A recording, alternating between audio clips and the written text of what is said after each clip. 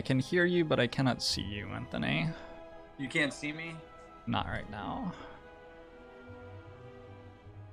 What about now? Nope. All Not right, coming let through. me, hold on, my computer was acting up, so let me just see if I can fix this. Yeah, take your Give me time. 1 sec.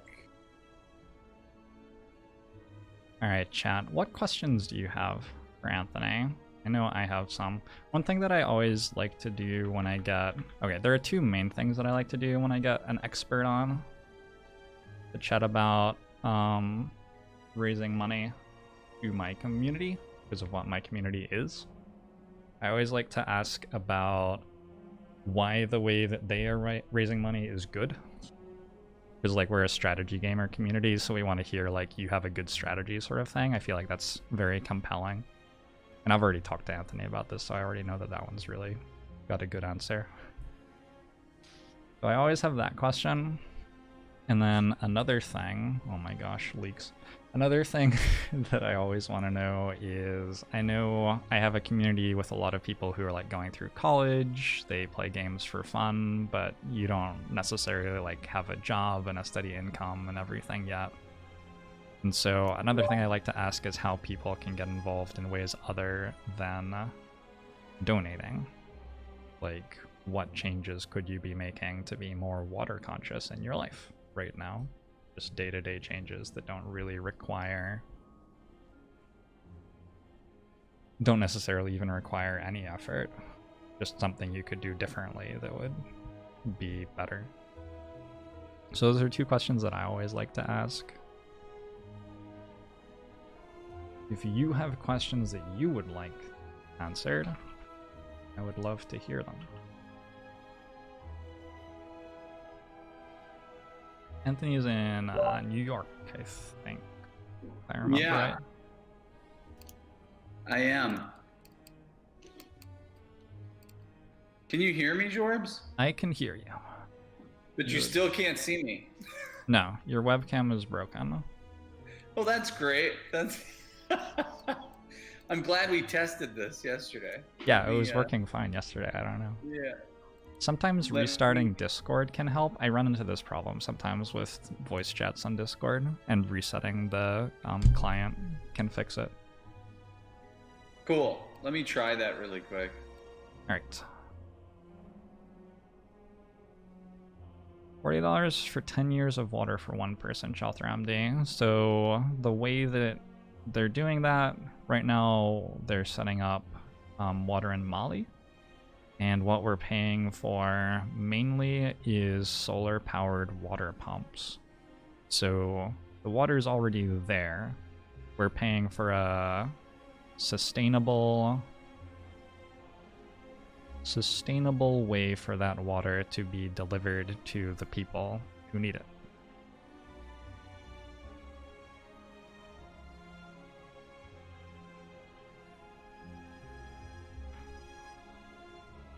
I'm gonna switch to just chatting while we have Anthony on.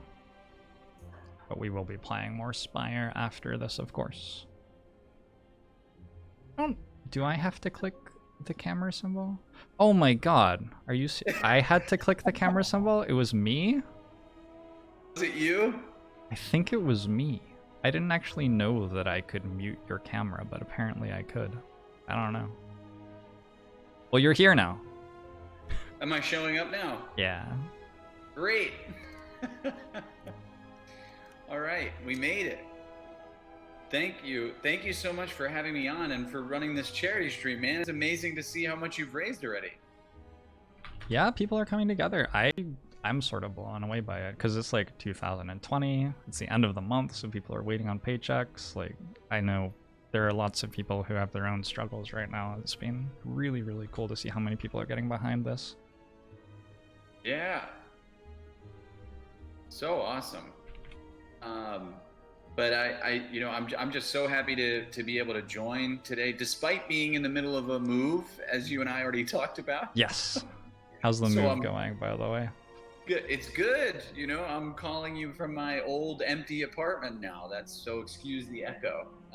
But but I'm happy to be here to answer questions that people might have about charity water, or explain a bit more too about our organization and where these funds are going to be going exactly.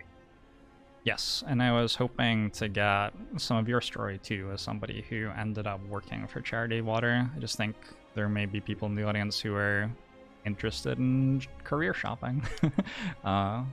It's always Yeah. nice to hear how someone works out how to land a job doing something that's making positive change in the world. So would love to hear that.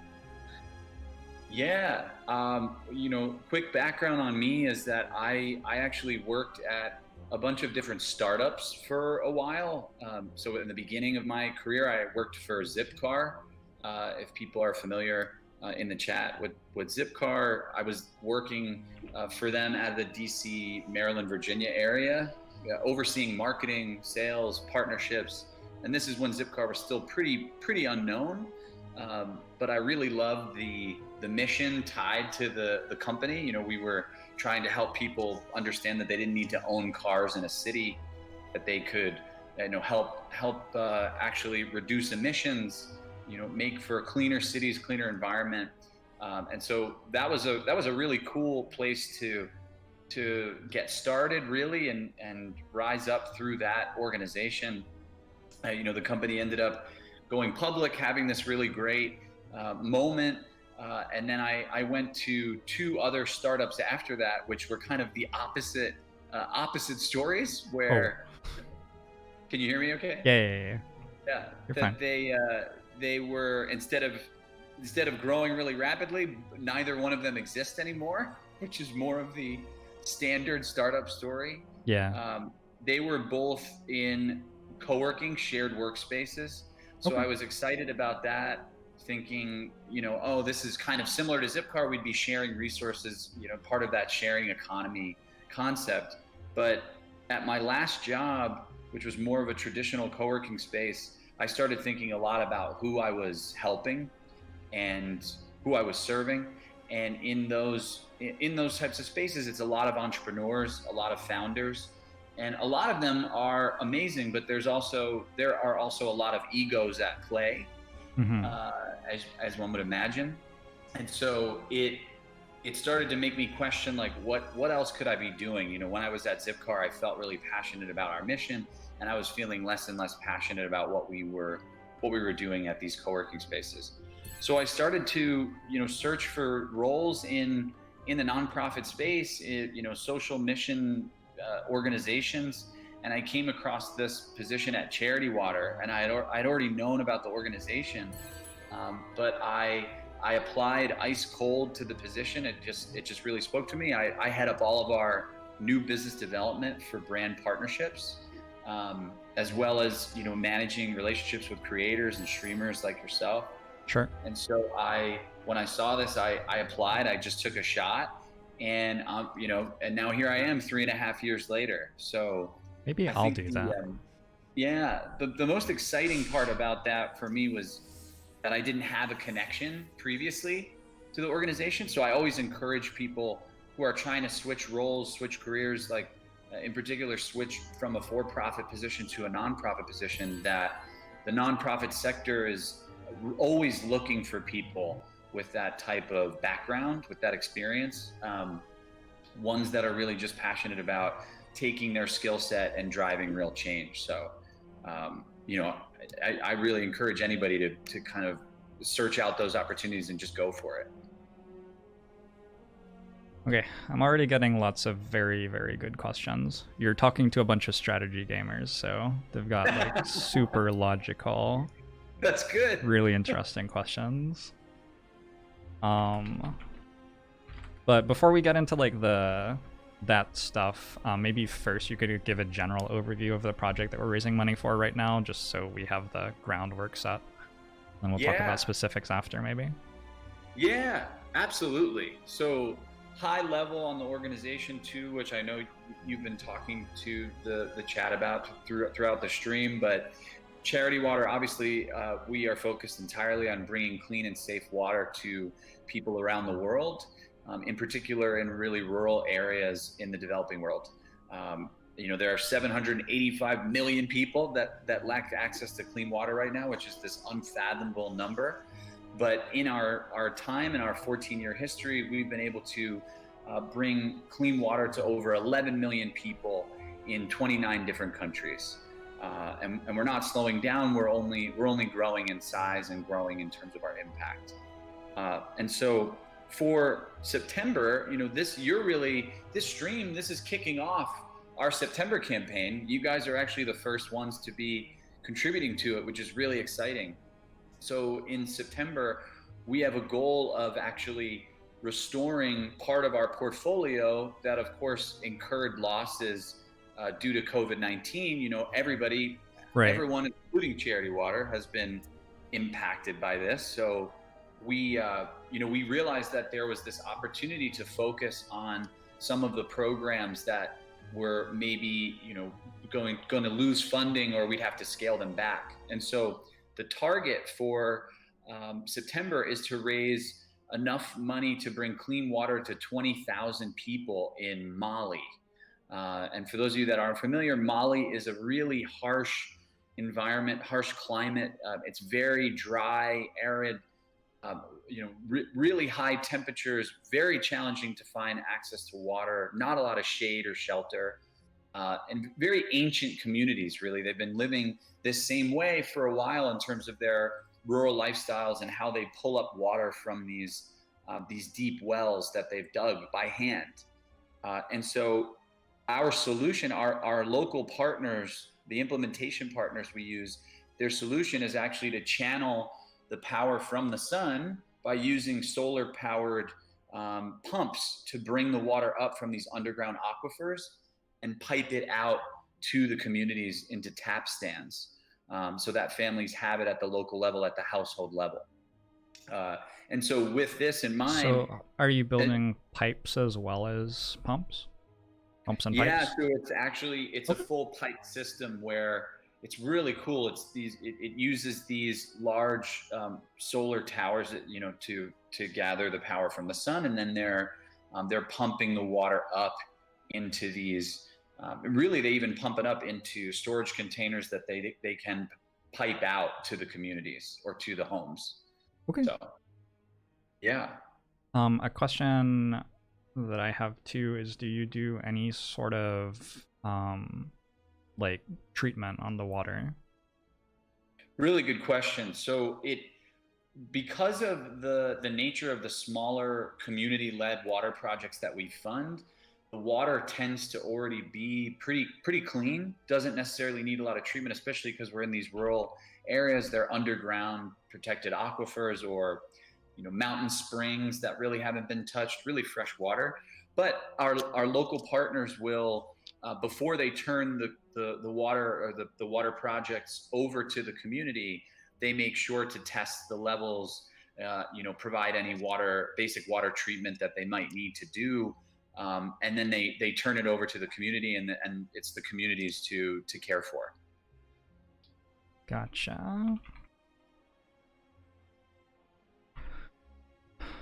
Okay.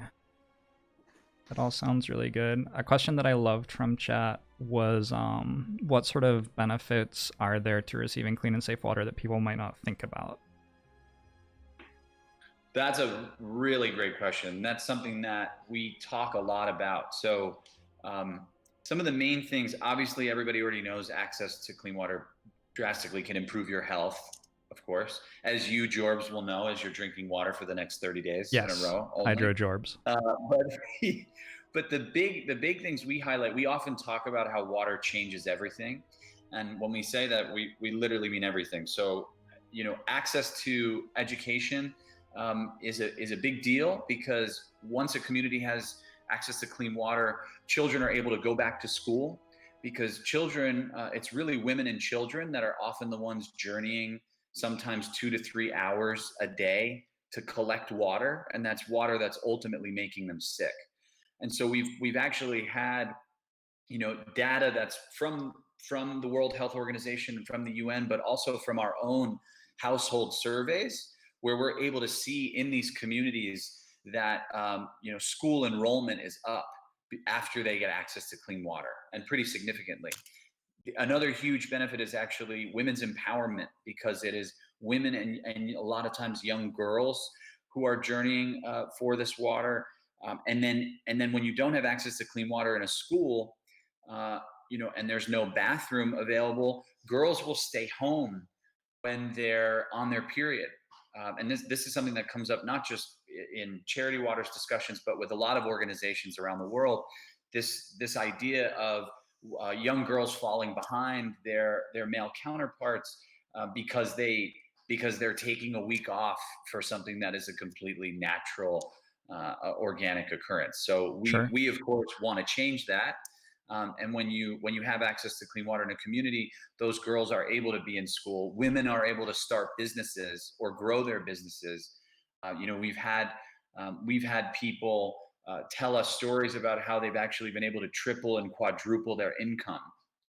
And that's the another big piece of it, is this idea of financial growth and empowerment, where it's been said before by several organizations that water access is actually potentially the single most powerful economic spark for a community. Because for every dollar invested in clean water, you can sometimes yield 4 to as high as $12 back into the local economy. And that's related to a lot of what I just said earlier about businesses being able to grow, or even starting businesses, saving money, instead of having to pay for water deliveries from the nearest city, or pay for health care for a sick child. They're able to actually divert it to growing Yeah. their own wealth and taking care of their families. It's a basic need for life. Yeah. Exactly. Um, so you have a very good website which has all sorts of information. Is there a best link to send people to if they want to be reading up on these sorts of statistics and data? Yeah, I mean, when you go to charitywater.org, clicking through to seeing how we work, learning a little bit more specifically about our work is always great. Our 100% model is an interesting thing to learn more about too, which you can see on our mission page, our about page. The 100% model is that 100% of all public donations that we raise, so everything that we receive from this stream today, all of that goes directly to clean water. And that's because we have a group of private donors, which I'm sure the chat will love. We're no strangers to water puns here, so they're called the Well, and the well helps us fund our salaries, paying for computers, paying for office supplies, all of that, so that we can Sure. take donations and campaigns like this and give all of it directly to water and the communities that we serve. Um, Another good link that's worth checking out really in the next couple of days, if you want to learn more about the September campaign, if you go to charitywater.org/September, there's a countdown to the campaign now, but it'll be going live on Monday, Tuesday. So that's good to check out. And then I know, Jorbs, you and I have talked about the spring, which is our 19 to 20-minute short film. Yeah, we watched a little bit of the start of that at the start of the stream too. Oh, you did? Oh, great. Yeah. Yeah. So, that's on YouTube, on Vimeo. That's a great thing to watch, to just continue to learn more about, who we are and why we do what we do. I'm just gonna close my window because someone's banging outside. Just a sec.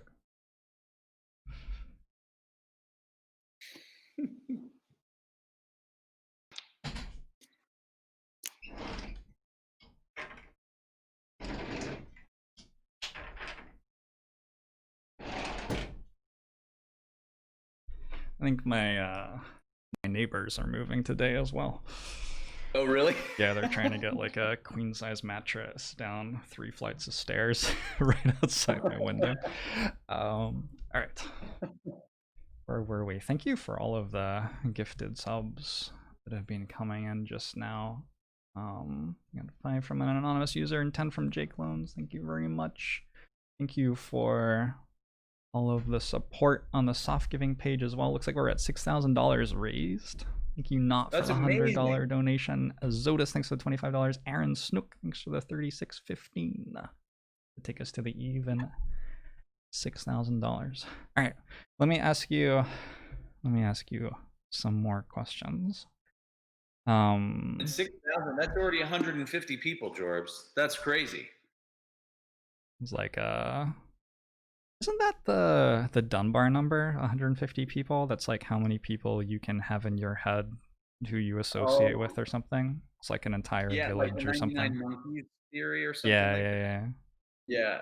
yeah. Okay. What reasons cause a lack of water supply? I think you hit on. You already talked about what sort of water framework these communities have to begin with. Yeah. But are you seeing? You mentioned that you were fixing up part of the portfolio that had suffered in COVID. So maybe speak a little bit more to that. Yeah. A lot of that was, even so it's twofold there. With COVID, it was we saw a drop in fundraising or support for some of these programs. So that was a big part of them needing to scale back, just given everything that's going on. And we totally understand.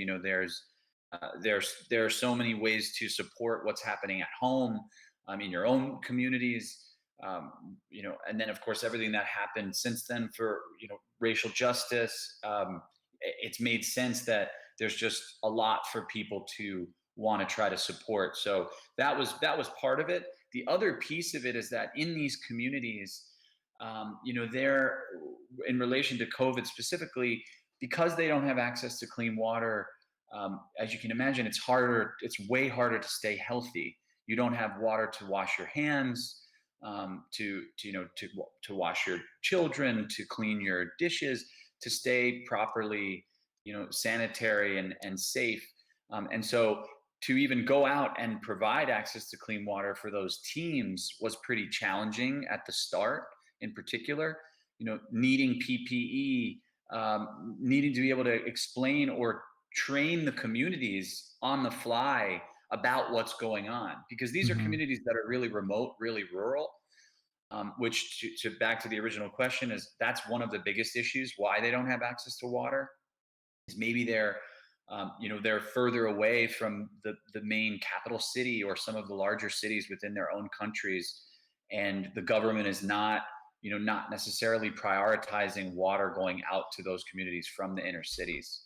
Um, but that was a big issue actually in the beginning with COVID starting, that these teams could not actually do their work at first because there was a lockdown in being able to go out and do that. Eventually, those local governments started to make them essential workers.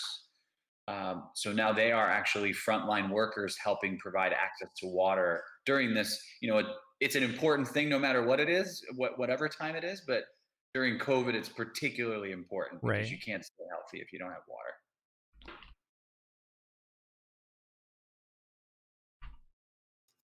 Another question I loved, especially with regards to global warming and changing climates and so Yeah. on and so forth. What time span does the charity strategize for when you're looking at a project like this one? Yeah. Oh, like in terms of what we want the lifetime of the project to be, or how long in the future we're even thinking about Yeah. the Yeah, yeah. yeah. Yeah, it's a really good question. I mean, um it's perfect actually. An example would be, when the drought was happening. We've had a lot of different droughts here in the US, right? And when there was a particularly bad drought in California recently, some people were talking even to us about the work that we were doing, and they were saying, "Oh, we don't understand, why do these communities stay living in these environments where they can't get access to clean water? Why don't they move?" And these are communities that have been there for hundreds of years. Generations of their families have lived there. And so we flipped the question on them and was like, well, it's hard to get water in California. Why don't you move? And it was like, that's a really good point. I don't want to leave Southern California, right? Or I'm not going to stop buying avocados. So that's a first world problem, but I think it's a great way to express that, like, for these communities, even especially now with climate change making a place like Mali even more difficult to work to live in and get access to water in. These communities are that's where they're staying. That's what they know. This is their home. And so when we plan for our projects, we really, because we are doing community-led projects that are focusing on communities of 200 people, 250 people, 300 people. The water projects tend to be self-sustaining. When we think about the underground aquifers that we're tapping into, the supply regenerates. Even with very minimal rainfall, it naturally can regenerate. Same for spring protections, rainwater catchment systems in places that will have monsoon season. Like that's a popular rainwater catchment is something that we'll use in parts of India where we work. But our projects really have the hope is that they have a minimum lifespan of 10 years.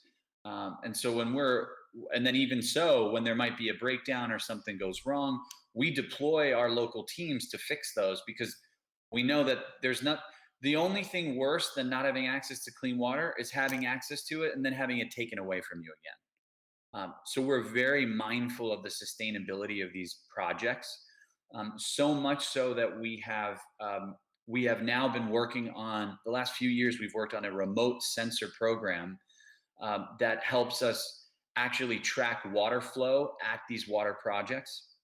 And the goal is to ultimately create a check engine light, for lack of a better way to Sure. explain it, for these water projects, where you'll actually be measuring water flow, vibrations in the pipes, number of pumps on a well maybe that it takes to get water successfully, and all of that is being thrown into a predictive algorithm to help us hopefully predict breakdowns before they even happen. uh, but that kind of gives you insight into how we think about these projects. It's always long term. This is not meant to be a short term solution. If anything, it's meant to be the baseline for something that is iterated on over time. Gotcha. Yeah, climate refugees is that's another one of the months of charity work for global warming related issues that I had planned. So definitely it's it's very easy to say, why doesn't someone just move if the environment's Yeah, not working? But then when you face the reality of like, well, how long exactly does it take 2 billion people to be transferred to a different place?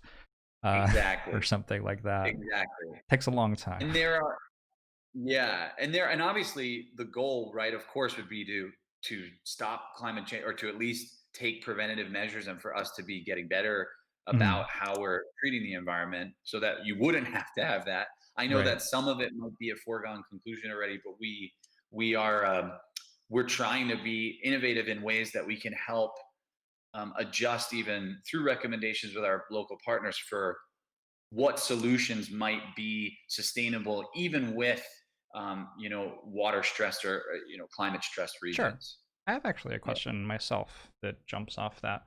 Um, so you mentioned like using sustainable aquifers that we're going to replenish with rainwater anyway.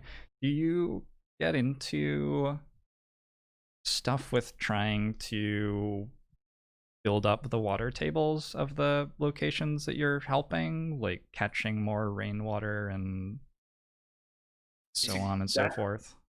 that's a really good question. We have been we've been trying. We're always interested in some of the newer solutions that come through the water sector, the water industry. We haven't done much in terms of uh, helping grow those water tables, raise the water tables in that regard. What we have been looking into more though is, there's a lot now with technology of being able to pull moisture from the air, and generate drinking water from that. It's still quite expensive, but that's an example that comes to mind of how can we be completely altering what that landscape looks like in that regard. There are also some really interesting programs in Kenya that we have funded, that use these sand dams, which is like a newer technology. It's an old technology. It's a newer one for us to be investing in. But that's been a way for them to divert water to create essentially create more of a reservoir or a source for these communities that otherwise wouldn't have had it, and create one that's sustainable and growing. So there are different, it really depends on where we are in the world because we're completely solutions agnostic. But there are things that we continue to try out to, try to invest in a longer term future for clean water for that region or that community. Awesome. Um, how much water does each water pump per day? Pump per day. Yeah. Well, It give me ranges. some amount over some amount of time. That will you don't If have to do the you're calculations if on the you're fly. it's thousands and thousands of liters a day. Okay. They're the average person. This is a data point that I have off of. It's actually from household surveys. I think it's across 10 countries and 19 different programs that we work with. Okay. On average, they saw that when people have access to clean water that's closer to them, their liters per day jump to 18.6 liters per day, um, per person in the community. So you can imagine, and by the way, that's a very small number if you think about the number of Yeah, liters I'm we just use in a day. imagining like how much is a shower, how much is running the like dishwasher and the clothes laundry machine and stuff. It's pretty easy to Exactly. get up to that number pretty quickly. Right. When you think about 18.6 liters per day, with a community of 250 people, and I'm not going to even try to pretend to do my quick math now. I use the calculator. That's over 4,600 liters a day that's flowing through that well. And if you think about it, it could even be more, if people are getting more water for irrigating their crops, Sure. providing it to livestock, things like that. But that was the average amount that we had gotten through these data points that we actually went out and measured ourselves. So Um, I have two questions that maybe you could answer together. One question was about how current political stuff that's going on in Mali is going to affect the project in Mali. And another yeah, was just more generally what your strategy is for transferring a project that you build to the community to look after it. I feel like those probably have yeah. some interplay together. So this is amazing. I'm so glad this was asked, because we've been on top of this, obviously since it happened. I mean, in fact, our creative director was watching the news pretty closely along with our water programs team, just understanding what was happening because we of course still want to be providing access to clean water to people in Mali, but we want to make sure that there isn't going to be some delay or something that occurs because of political unrest in the As region. someone whose main media exposure has been COVID-19 statistics for the past 6 months, what is happening? And So what's happening can is we there lay was that groundwork first? and I bet the chat, I can't see it right now, and I bet the chat knows as well, obviously, but their president, there was essentially a military coup, but their president resigned, stepped down. It seems to have been actually well received within the country, at least what we were hearing from our local partners, which I'll get more into that in a minute and why that's so beneficial in terms of our model. But our local partners, we've been in direct touch with them, and they've said like it actually is a good thing for us. It's something that the people have been wanting for a while. It's not ideal that it was done. It had to be done through that type of forceful coup, and we're certainly watching as we continue to get updates out of the region. But our partners have assured us that at the moment there's nothing slowing them down. The communities need access to clean water now more than ever, even with this now shift in the government. And so we're staying the course and staying dedicated to that. But what I was mentioning before, to answer the question too about how we turn it over to the community. So our model is pretty unique, and it's something that we've been doing from the beginning. we do not like charity water ourselves. It's not a bunch of Westerners from New York and California going out there and going into a community in Rwanda or Mali and saying, I know where your water is. We're going to dig for a well right here. We turn around with the funds we raise and we invest these dollars into local, in a lot of cases, indigenous NGOs to the regions where we work. If they're not that hyper local, it's local chapters of global NGOs. So I actually got to witness it firsthand. We'll take newer staff members every year on a staff trip to the field. And I got to go to Cambodia. And when I was there, I was really blown away actually by watching our local partners communicating with the various communities that we visited. Um, we got to see it actually from start to finish when they're communicating why access to clean water is important for this community or this region, getting essentially training the community on how to maintain their projects or how to properly use them, again because it varies depending on where we are in the world. But seeing how connected they are through their culture, through their language, in some cases through their dialects that vary by region, it was an amazing thing to witness, and it reminded me just how important it is that we invest in these local partners. Because when we turn it over to the partners are turning it over to the community, they're already members of that community. They have a great relationship with them, with the leaders. They like I said, they speak the language, they understand what's going on, and they're able to really help deliver the message of proper use of the water and how to maintain the projects. For sure. So that's the process. That's usually the process, but it's built into how we function as an organization already, which is really important. Question that jumps right off that thing you last said about how to use the water. Gaming Griffin wondered if charity water provides any education or legal support for communities and countries dealing with predatory companies seeking water rights. Oh man, that is it's a great one. We are not. We try to. So we are staying away from some of those areas where there might be larger commercial companies coming in and sucking an aquifer dry. Which, by the way, that's a common question we get where people are asking. Well, aquifers. I mean, people you could just blow through that easily, and it's like actually the water tables getting depleted are really due to these large corporations coming in Mm-hmm. and siphoning the water out.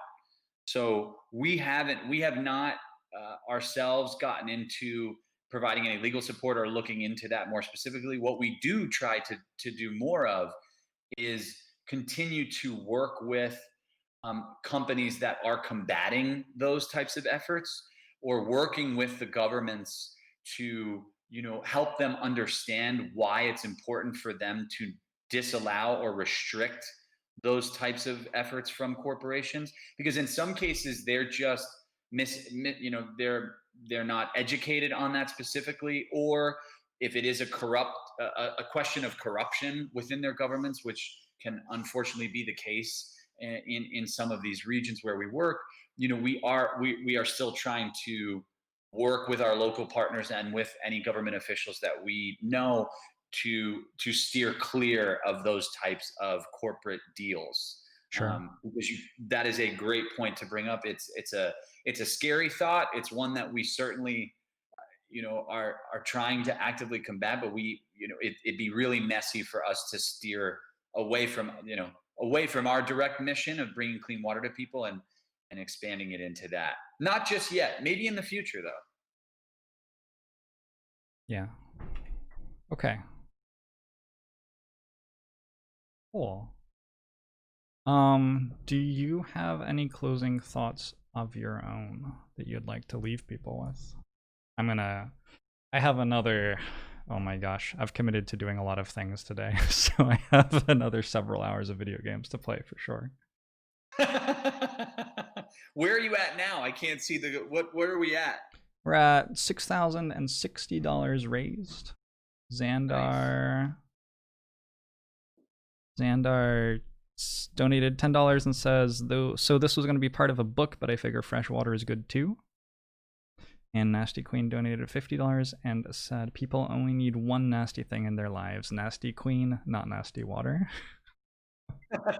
Thank you. That's very good. Thank you both. Yeah, I mean, in terms of closing remarks, I would just say we're just so blown away by the generosity of your community. It's awesome to Jorbs. It's a really big credit to you and how you've thought about being able to support so many different charities through your stream, through your content. I think that's just such a huge deal. When you look at Charity Water's growth the last few years, it's really because of supporters like you and these types of communities that help us really reach wider audiences, help educate people about these issues, and ultimately help grow our impact at a larger scale. But It's really nice that you're spending your time advertising in a community like this with me instead of like on a billboard or something. I'm not saying you yeah, don't do billboard advertising, but the fact that you're coming into a no, community like mine to explain what's going on, I feel like it mirrors what you're describing about going into local communities and talking with people who are there and already set up to help get them help. So I sort of see the yeah, model working, like yeah, from my point of yeah. view. Yeah, I appreciate that. Yeah, it's something that Scott, our founder, and if you guys haven't checked his story out, it's quite a crazy one, but he's always felt that giving should be, first of all, people should be giving to give, because it's the right thing to do to support people that are in need or causes that are in need, just to help. And then he also really believes in democratizing giving, where people can give any amount that they can, and it still has a pretty big impact. That's a big part of why we have our 100% model. Why transparency and proof is such a big deal to us. I mean, you guys in the chat, you'd be able to, if you want to check something out, if you go on our website and you go to our work, you can actually click around on a map of all of the projects that we've ever completed, and you can see photos, GPS coordinates, exact number of beneficiaries for every project. And so with this one in particular too, Jorbs, it's worth noting that if you guys, I know everyone's been throwing out all sorts of stretch goals with you, but if you were to hit $10,000, that is the average cost to fund one water project. So anyone that Entire helped us water project. in our September campaign, if you fund a water project, you'd be able to get reporting over time on that particular water project. So We could have knowing a the water exact number of project beneficiaries chat. from it, photos from it, and then even in general, but that's all to say, all of this money that we get is going to go towards the September campaign, and they'll be reporting on that as well. So, usually within the first 6 months after receiving the funds, we're able to provide an update on more on the communities, on the region, and we continue to take it from there until uh, it's probably about 18 to 21 months until we complete the projects in full. So. All right. I have to stream for a while longer, then we got to make $10,000. There's no pressure there. I want you to know that everything that you've done already is unbelievable. I just knew that you'd like that. You'd like that Oh goal. yeah, I love statistics. Are you kidding me? I could like wake up every morning and instead of checking like my Twitter timeline and the latest COVID stats, I could check my water pump. It sounds incredible. Gosh, that Yeah. would make my life so much better. Do you have any recommendations for someone who wants to volunteer now? What should they be doing right now if this is an issue that matters to them? Yeah, for charity water specifically, right? Yeah. Yeah. So that's great. It's really amazing. First of all, that you want to help. That's so awesome. Jorbs and I had talked about this a little bit too before, that our volunteer opportunities are few and far between, just because we don't, as I mentioned, we don't go to the Right. field to construct the projects. However, we do on occasion need help with. Just recently, right? We were writing thank you notes to some of our newest spring members, which is our monthly giving program. Okay. So we'll now actually have volunteers help us. We send a pack out to them, and they can actually write the thank you notes, follow the instructions, and mail them out on our behalf. That's been a huge help. We've had volunteers help us with tax receipts, to make sure our donors are getting the proper information about the donations that they've made. Whenever we come back to in-person events, that's always a big opportunity for us for volunteers. But ultimately, from home, the biggest thing you're able to do, like if you, let's say you don't necessarily have the means or the funds to donate directly, and you still want to do something to help, just spreading awareness about who we are, sharing our story, sharing our content, sharing or spreading the word about campaigns like Jorbs here. That's really the best way to help us. Just educate others on this issue, and when in doing so, remembering that the goal here is to actually end the water crisis in our lifetime. And as daunting as that sounds, when we started 14 years ago, there were 1.1 billion people that lacked access to clean water. And now there are 785 million people. So almost 400 million people got access to clean Yeah, water that's like a in a third little of more the than a way decade. there. Yep. Yep. And you can imagine, right? Think about when we started, technology has only grown, exponentially. You've got people paying a lot more attention to the issue, so awareness and education is up, and we think that trend is going to continue that way. It's when you look at us being able to eradicate polio from the world, it's like human beings are pretty capable of some really impressive things, and I think that we could celebrate in our lifetimes this crisis coming to an end. So. Can we name a pump if we get a pump? Oh yeah. We get to name it? You get virtual recognition on the page, so you would actually get to name it.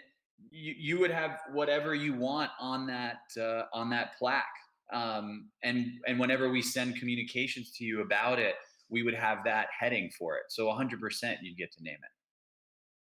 It has to be called the Dig Relic Pump or something like that. Yeah. I love it, man. All right. I want to go rustle up some more money. I'm no longer being polite. This is no longer a matter of give if you can. This is no. I'm going to turn on my exploitative mode. I'm raising more money. All right. Well, also, by the way, guys, if anybody ever has any questions for me, by all means, like first off, you can go to our streamers page is good. So charitywater.org/streamers is a new page that we created where people can learn more about what we're doing within this community. After this stream and this campaign, we're definitely going to be highlighting Jorbs on that page because this is absolutely amazing. But you can learn more about what we're doing there. My Discord is on there. We're going to be creating a server hopefully in the next month or two in case you have questions that way. But you can always email me directly I'm just Anthony@charitywater.org. And I'd be happy to answer any questions, whether it be about career switches, volunteer opportunities, another idea you have for a way you can help. Like we're always open to that. Like always happy to hear from people. All right, awesome. I'm gonna put these notes from the chat in the. Oh, I'm talking to you on Discord. Well, I'll have to do that after the call. I'm gonna put them in our Discord though. I'll put them in the podcast and articles thread in our Discord. There isn't a great perfect thread for them, but usually I put them there. Thank you for joining me, Anthony. Thanks for all of the explanations. I think you answered all of our questions quite well. And yeah, hopefully people who are watching have a better idea of what we're raising money for now. I'm gonna get back to being silly in video games. Hey man, I love it. I have to say too, as someone who loves video games, you're actually the one that introduced me to Slay the Spire the first time I watched your stream. Have you been playing at all? Yeah. Yeah? A little bit. How you doing? Let me know if you need a coach or something. What's that? Let me know if you need some coaching. I will. I can help out. Emelon, thanks very much for the $250 donation. Emelon says, Wow. good talk. Thank you. Thank you so much. That's amazing. All right. People are going to ask me to like do somersaults and stuff, so I have to limber up. All right. Thanks for joining me, Anthony. I'm going to let you get on with your move. Thanks, Jorbs. This is amazing, guys. Appreciate it. Thanks to everyone watching. Thanks to the chat. And like I said, don't hesitate to reach out with anything else you want to learn about. All right. Bye-bye. Bye. All right, chat. I thought that was great. I like Anthony. Also, Hannah likes Anthony. Hannah's my project manager, so she like sets up calls like this for me and stuff like that. Talks to people, works out dates. And when Hannah likes someone, I'm like, I think Hannah has a good nose for people. Anyway,